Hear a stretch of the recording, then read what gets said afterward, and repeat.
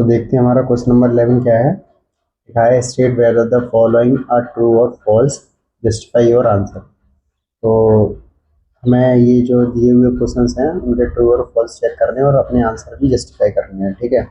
अब पहला क्वेश्चन दिया हुआ है इसमें, the value of 10a is always less than 1। तो 10a की वैल्यू हमेशा लेस देन 1 होती है क्या, मतलब 1 से छोटी होती है क्या। तो आपको पता है 1060 डिग्री जो होता है हमारा वो √3 होता है। √3 की वैल्यू कितनी होती है, 1.732, जो 1 से ज़्यादा है।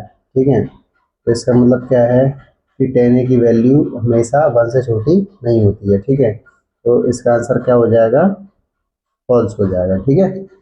अब दूसरा पढ़ते हैं, sec equal to 12/5 for some value of angle A. अब sec थीटा का फॉर्मूला क्या होता है, हाइपोटेनस अपॉन बेस।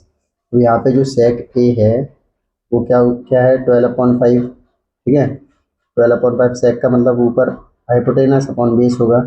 तो अगर हम इसको देखें तो हाइपोटेनस लॉन्गेस्ट साइड होती है, तो हाइपोटेनस 12 है, बेस 5 है, मतलब ऐसा पॉसिबल हो सकता है। ठीक है। तो ये अपना क्या हो गया, ट्रू हो गया।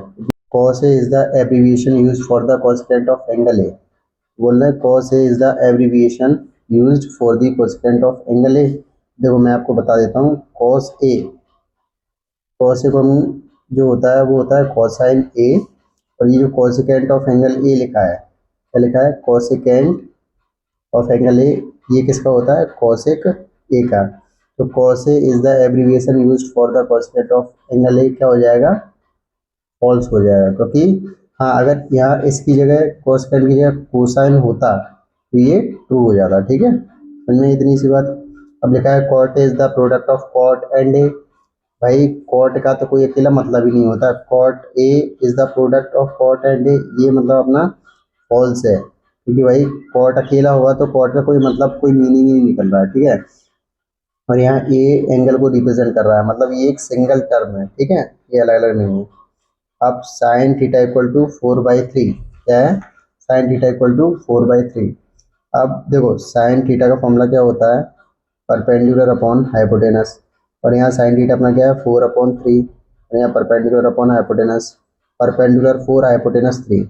ध्यान रखना किसी भी ट्राइंगल में जो सबसे लॉन्गेस्ट साइड होती है वो हाइपोटेनस होती है, लेकिन हाइपोटेनस यहाँ क्या कर दिया, परपेंडिकुलर से छोटी कर दी, तो ये पॉसिबल ही नहीं है। ठीक है। तो ये हमारा क्या हो जाएगा, फॉल्स। तो इसी के साथ हमारा क्वेश्चन नंबर 11 कंप्लीट हुआ है। ठीक है।